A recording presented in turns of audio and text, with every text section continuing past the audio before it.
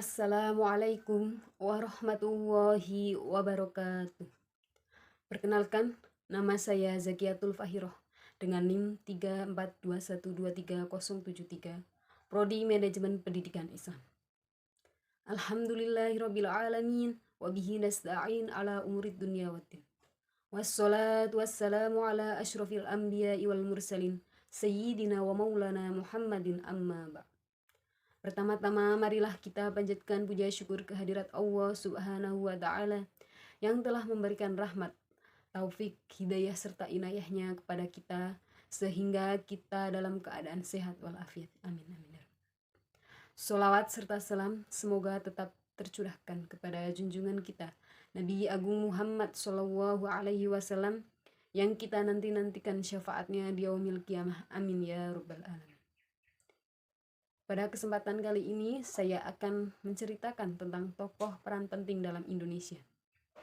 Siapa yang tidak kenal dengan B.J. Habibie? Bahrudin Yusuf Habibie atau yang dikenal dengan B.J. Habibie adalah tokoh peran penting dalam sejarah Indonesia modern. B.J. Habibie adalah presiden ketiga dalam kepemimpinan Indonesia. B.J. Habibie lahir pada tanggal 25 Juni 1936 di Parepare, Sulawesi Selatan. Ayahnya bernama Alwi Abdul Jalil Habibie yang merupakan seorang guru dan pemimpin komunitas tempat. Pendidikan Habibie dimulai dari sekolah menengah pertama di Parepare, Sulawesi Selatan. Kemudian melanjutkan sekolah menengah atas di Bandung. Setelah lulus, dia mendapatkan beasiswa dari pemerintahan Indonesia untuk melanjutkan studi di luar negeri. Habibie melanjutkan studi di Technische Hochschule Aachen di Jerman, meraih gelar sarjana teknik mesin pada tahun 1960. Beliau kemudian melanjutkan studi tingkat doktor di Technische Universität München dan meraih gelar doktor teknik pada tahun 1965. Selama studi di Jerman, Habibie mengembangkan minat dan keahliannya dalam bidang teknologi penerbangan. Karir profesionalnya di dunia aurontik kemudian dimulai ketika ia bekerja di perusahaan pesawat terbang terkemuka. Pada tahun 1974, B.J. Habibie diundang oleh Presiden Soeharto untuk kembali ke Indonesia dan bergabung dalam pemerintahan Indonesia. Di Indonesia, Habibie mendirikan Badan Pengkajian dan Penerapan Teknologi. Beliau juga terlibat dalam program pembangunan pesawat terbang, termasuk proyek N250 Gatot-Kaca. B.J. Habibie terlibat dalam politik setelah diangkat sebagai Menteri Negara Riset dan Teknologi pada tahun 1978.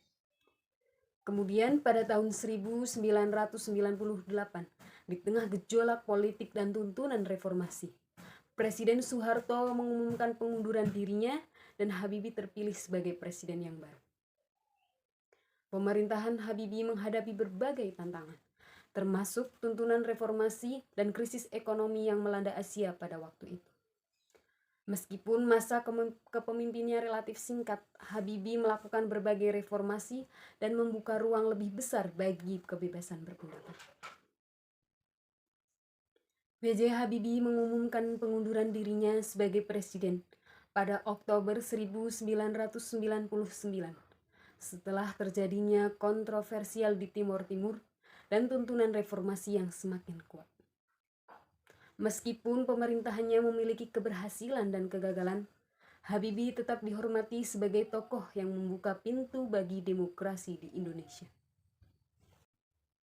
Setelah masa pensiunnya, Habibie aktif dalam berbagai kegiatan sosial dan pendidikan. Beliau mendirikan Yayasan Habibie dan Ainun untuk pendidikan dan pengembangan teknologi di Indonesia. Pada 11 September 2019, B.J. Habibie meninggal dunia di Jakarta, meninggalkan warisan sebagai tokoh yang berperan dalam pembangunan industri dan perekonomian Indonesia.